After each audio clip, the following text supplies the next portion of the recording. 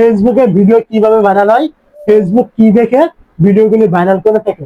তো যদি আপনি এটা আগে থেকে জানেন যে ফেসবুক কি কি বিষয়ের উপর লক্ষ্য করে ভিডিওগুলি ভাইরাল করে থাকে, তাহলে আপনিও কিন্তু আপনার ভিডিওগুলি কিন্তু খুব সহজে কিন্তু ভাইরাল করতে পারবেন।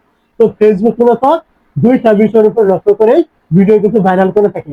প্রথমটা হলো আপনার ভিডিওর অডিয়েন্স রিটেনশন, মানে আপনি একটা ভিডিও আপলোড করেছেন, আপলোড করার পরে আপনার ওই ভিডিওটা আপনার অডিয়েন্স বা পাবলিক কেমন টাইম নিয়ে দেখছে। যদি সম্পূর্ণ দেখে তাহলে আপনার ওই ভিডিওটা ভাইরাল হওয়ার সম্ভাবনা থাকবে। আমি আপনাকে আরো একটু উদাহরণ দিই। ধরুন আপনি একটা ভিডিও আপলোড করলেন, করার পরে কি হলো, ফেসবুক 100 জন লোকের কাছে নিয়ে গেল। নিয়ে যাওয়ার পরে কি হলো, ওই 100 জন লোকের থেকে কতজন লোকে আপনার ওই ভিডিওটা সম্পূর্ণ দেখলো, ওইটার উপর নির্ভর করে কিন্তু আপনার ওই ভিডিওটা পরবর্তী আরো অডিয়েন্সের কাছে কিন্তু ফেসবুক নিয়ে যাবে। এখন ফেসবুক 100 জনের কাছে নিয়ে গেল, ওইখান থেকে আপনার ভিডিওটা কেউই সম্পূর্ণ দেখলো না, তাহলে আপনার ওই ভিডিওটা কিন্তু পরবর্তীতে কিন্তু অডিয়েন্সের কাছে কিন্তু যাবে না। ফেসবুক এইটা মনে করবে আপনার ভিডিওতে কোয়ালিটি নেই, আপনার ভিডিওগুলি পাবলিক ইগনোর করছে, তাহলে আপনার ওই ভিডিওগুলি কেন আরো পাবলিকের কাছে নিয়ে যাবে, নিয়ে কিন্তু যাবে না। ফেসবুক অ্যালগরিদম এই কারণে মূলত আপনার ভিডিওগুলো এরকম ভিউজ কিন্তু থেমে থাকবে।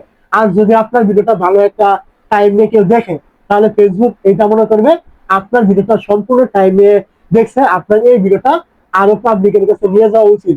মূলত এইভাবে কিন্তু ভিডিওগুলো ভাইরাল হয়ে থাকে। তো আপনি যদি একটু খেয়াল করেন যে হোয়াটসঅ্যাপ বিলাল, তার প্রত্যেকটা ভিডিও কিন্তু ভাইরাল হয়। কেন ভাইরাল হয়? তার প্রত্যেকটা ভিডিও কিন্তু 1 সেকেন্ড কিন্তু কেউ কিন্তু স্কিপ করে না। প্রত্যেকটা ভিডিও কিন্তু তার ভালো একটা টাইম নিয়ে কিন্তু দেখে, সম্পূর্ণ দেখে, যার ফলে কি হয়, তার প্রত্যেকটা ভিডিও কিন্তু ভাইরাল হয়ে থাকে।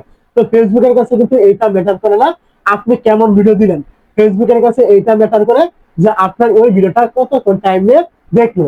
যার ভিডিও সম্পূর্ণ টাইম নিয়ে দেখবে, ওই ভিডিওটা ফেসবুক বেশি পরিমাণে প্রমোট করবে পাবলিকের কাছে। এখন আপনি ভিডিওতে কি দেখিয়েছেন কি না দেখিয়েছেন, ভালো ভিডিও তৈরি করলেন নাকি ফালতু ভিডিও তৈরি করলেন, এইসব ফেসবুকের কাছে কোনো প্রকার ম্যাটার করে না। ফেসবুক শুধু দেখে আপনার ওই ভিডিওটা পাবলিকে দেখছে কিনা। যদি দেখে তাহলে আরো পাবলিকের কাছে নিয়ে যাবে, আর যদি না দেখে তাহলে কোনো পাবলিকের কাছে আর নিয়ে যাবে না। তো ফেসবুক একটি ভিডিও ভাইরাল করার ক্ষেত্রে কিন্তু এই অডিয়েন্স রিটেনশন এটা কিন্তু সবার আগে দেখে। 2 নম্বরে যেটা দেখে সেটা হলো এঙ্গেজমেন্ট। আপনি একটা ভিডিও আপলোড করলেন, আপনার ভিডিওটা লোকজন দেখলো, ঠিক আছে, কিন্তু দেখার পরে কে কেমন রিয়াকশন দিল, কতজন লোকে শেয়ার করলো, কতজন লোকে কমেন্ট করলো, এটাও কিন্তু আপনার ভিডিও ভাইরাল হওয়ার ক্ষেত্রে কিন্তু হিউজ পরিমাণ ভূমিকা কিন্তু রাখে।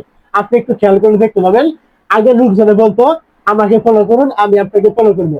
এখন কিন্তু বলে আপনি আমার ভিডিওতে কমেন্ট করে যান, আমি আপনাকে কমেন্ট করবো। মানে এইগুলো করলে কিন্তু আপনার এঙ্গেজমেন্ট বাড়ে। ভিডিওতে একটি ভিডিও ভাইরাল হওয়ার ক্ষেত্রে কিন্তু এই এঙ্গেজমেন্ট কিন্তু বিশাল ভূমিকা রাখে। প্রথমত আপনার ভিডিওটা লোকজনে ভালো একটা টাইমে দেখছে, এইটা আপনার ভিডিওটা ভালো একটা রেসপন্স পায় ফেসবুকের কাছ থেকে। দ্বিতীয়ত যদি আপনার ভিডিওতে এঙ্গেজমেন্ট হয়ে থাকে, এইটাও কিন্তু আপনার ভিডিওটা ফেসবুকের কাছ থেকে ভালো একটা রেসপন্স পাবে। মূলত দুইটা সমন্বয়ে কিন্তু আপনার ভিডিওটা আস্তে আস্তে পাবলিকের কাছে কিন্তু আরো ফেসবুকে নিয়ে যায়। এর ফলে আপনার ভিডিওটা কিন্তু আস্তে আস্তে কিন্তু ভাইরাল কিন্তু হয়ে যায়। ভিডিও ভাইরাল করতে হলে আপনার কিন্তু কোনো প্রকার হাত নেই। ফেসবুক আপনার ভিডিওটা কখন ভাইরাল করে, পাবলিক আপনার কোন ভিডিওটা সম্পূর্ণ টাইম দিয়ে দেখে, কোন ভিডিওতে রিঅ্যাকশন বেশি করলো, কোন ভিডিওতে এঙ্গেজমেন্ট থাকলো, এইগুলোর উপর নির্ভর করে ভিডিও ভাইরাল হবে। এখানে আপনার কোনো কিছু করার নেই। আপনার কাজ একটাই, আপনি আপনার কাজ করবেন, ভিডিও নিয়মিত তৈরি করবেন, নিয়মিত আপলোড করবেন, এটাই আপনার কাজ। ভিডিও ভাইরাল করা এটা আপনার কাজ নয়, এটা ফেসবুকের কাজ, এটা পাবলিকের কাজ। অবশ্যই আমার কথাগুলো আপনি বুঝতে পেরেছেন।